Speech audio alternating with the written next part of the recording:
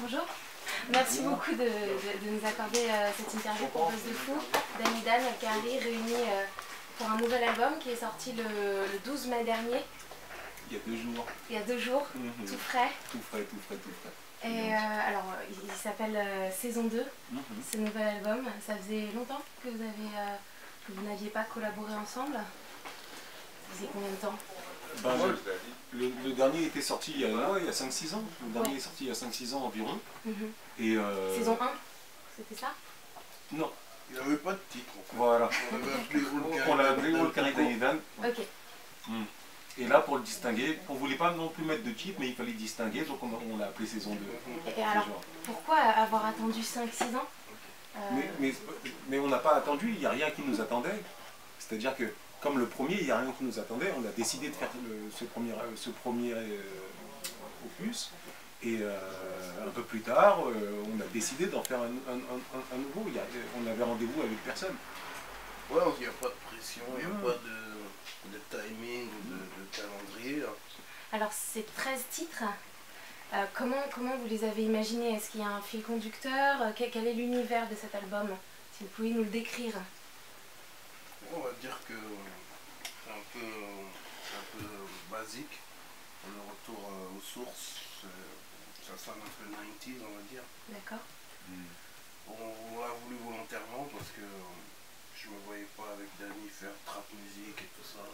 On s'est dit, on a quelque part une nostalgie de l'époque hip-hop, où c'était vraiment hip-hop partout.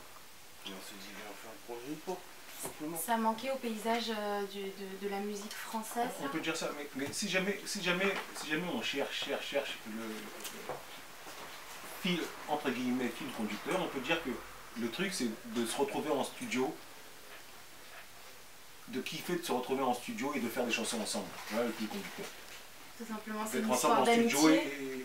C'est une histoire d'amitié, d'amour de la musique. D'entente, de respect mutuel, de respect artistique, ouais, d'entente humaine aussi. Parce que vous êtes deux vraies pointures du rap français. Vous êtes quasiment les seuls à avoir comme ça traversé, j'allais dire les époques, mais en tout cas les années. Ouais. Dany-Dan, t'as explosé dans les années 90, toi au début des années 2000. Comment vous expliquez cette longévité? En plus c'est très rare dans la musique, encore plus dans la musique urbaine. Sincèrement, si je peux me permettre, Oui. moi je ne cherche même pas à me l'expliquer, c'est-à-dire que, en gros, ma réponse est simple, hein. Je ne sais pas ce que font les autres, moi je fais ce que je fais. Et si jamais on se retrouve et il s'est passé, si jamais je me retourne et il s'est passé 20 ans, bon, il s'est passé 20 ans, si je te dis. Je fais ce que je fais. Il y a tout dit en fait.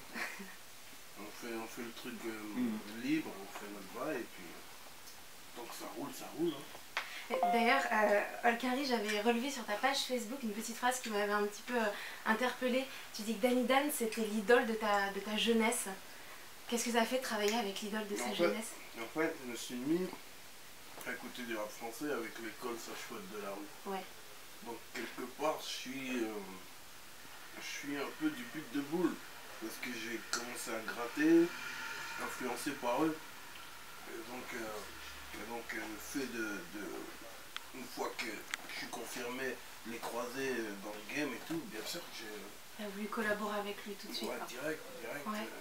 Il est touché. Et moi, non, je suis touché d'une, et deux, ce que je peux dire par rapport à ça, c'est-à-dire que à l'époque où, vers 97-98, j'étais moi-même touché quand je voyais qu'il y avait un autre jeune de loin là-bas, Évry-Courcouronnes, qui parlait plus ou moins de moi. J'étais super touché. Je dis, mais mon Dieu, c'est-à-dire que ce qu'il te dit, je le rends.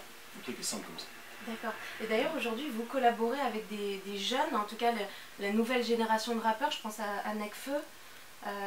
Pourquoi c'est un peu un passage, un relais, vous passez le flambeau? Moi, je pense qu'on se pose trop de questions. Je suis là pour poser des questions. Non, je suis d'accord, mais analyser le truc, en fait, nous, on est spontané. On aime, on fait, ça nous interpelle, on appelle, tu vois. Ouais. On aime bien dire oui, pourquoi pas. On fait pas trop de calculs en fait. Ouais, dans cette tranche d'âge, nouvelle génération et tout. En fait, tu kiffes, t'es bon délire. On collabore et puis on partage. Nous, on est les artistes. Il y a des gens qui sont là pour faire les calculs. Nous, on est les artistes. Voilà. Il s'agit que de faire la chanson.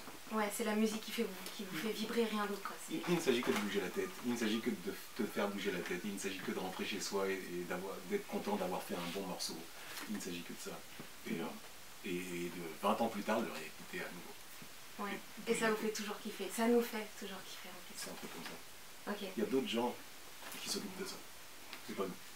Alors on va parler un petit peu des prods. Je sais que c'est super important pour vous. De qui vous vous êtes entouré pour ce nouvel album qui est sorti il y a 2 jours, on rappelle. Mais en fait, c'est le même que sur le premier. Ouais. On a réuni la même équipe qu'à l'ancienne.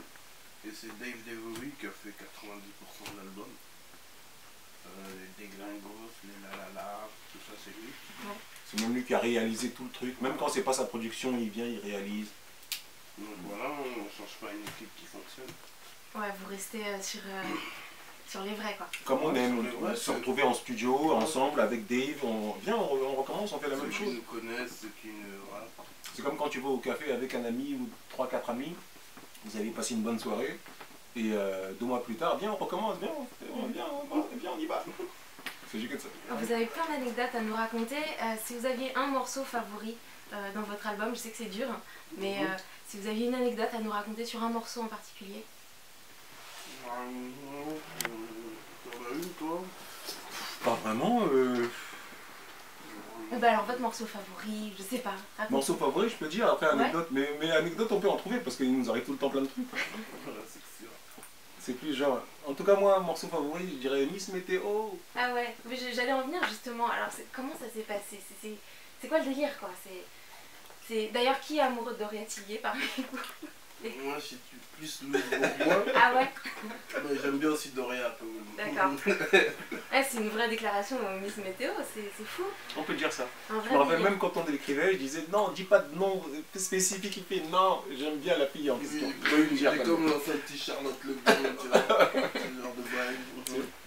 Mais sinon, par rapport à ce morceau-là, tout est écrit, le truc est tellement simple. On dit ça, Miss Météo, je t'aime, j'aime bien quand tu racontes, c'est cool avec ta voix douce, il s'agit que de ça, tu sais. Genre tous les matins, t'attends la météo. Tu sais, il s'agit de raconter ça, le fait que tu es en train d'attendre la météo avant que tu sortes, avant de t'habiller, tu sais, genre... Et même quand il pleut, la fille, elle fait en sorte que ça soit Exact. joyeux, quoi. Elle adoucit le truc alors que ça annonce le brouillard. On peut parler aussi de la scène. Vous avez fait un concert au Nouveau Casino. C'était le 10 mai dernier, si je ne me trompe pas. Il y avait pas mal de personnes réunies sur cette scène. Il y a eu une avant-première avec le groupe MZ. Comment, en plus là c'est à chaud parce que ça fait très peu de temps. Comment vous avez vécu ce moment? Franchement, j'ai surkiffé déjà parce que c'est notre concert et que c'est à Paris, que la salle est blindée et qu'il n'y a que des connaisseurs. Ça veut dire que, comme tu dis tout à l'heure, on traverse le temps dans notre DeLorean. Ouais, des personnes qui vous Ouais, connaissent depuis depuis des 95. années, c'est ça? En 2014 et que les gens ils chantent en chœur et qu'ils connaissent les classiques, ça fait chaud au cœur. On le voit beaucoup d'ailleurs sur YouTube, vous avez balancé des morceaux de cet album. Dans les commentaires, il y a des personnes qui vous disent mais je vous suis depuis les années 90, ça fait 20 ans, ça doit se faire super chaud au cœur, des personnes qui ont grandi avec votre musique, qui vous le témoignent aujourd'hui encore. C'est pour ça qu'on est toujours là. Ouais.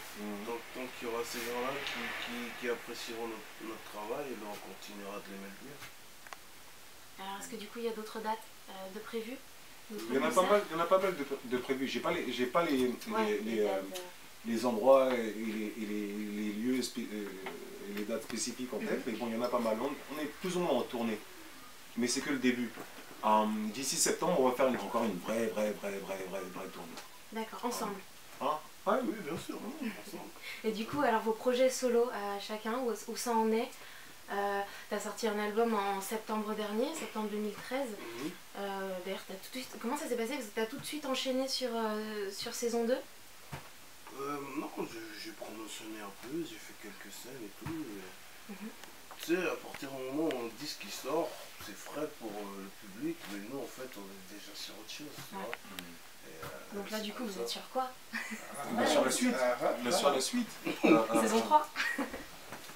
Éventuellement, ou plus tard, ça dépend. C'est-à-dire qu'on vient à peine de terminer l'album en question, et là, on est libre, on fait les concerts, on fait plein de shows, et pendant qu'on fait les shows, on se dit, bon, qu'est-ce que je vais faire demain? On réfléchit, on écrit nos bails, et puis dès que c'est concret, on t'en parle. C'est une bonne chose d'avoir le choix. Et il ne s'agit que de se mettre en position d'avoir le choix. Bon, on vous retrouvera à ce moment-là, alors quand vous aurez des belles nouvelles à nous annoncer encore.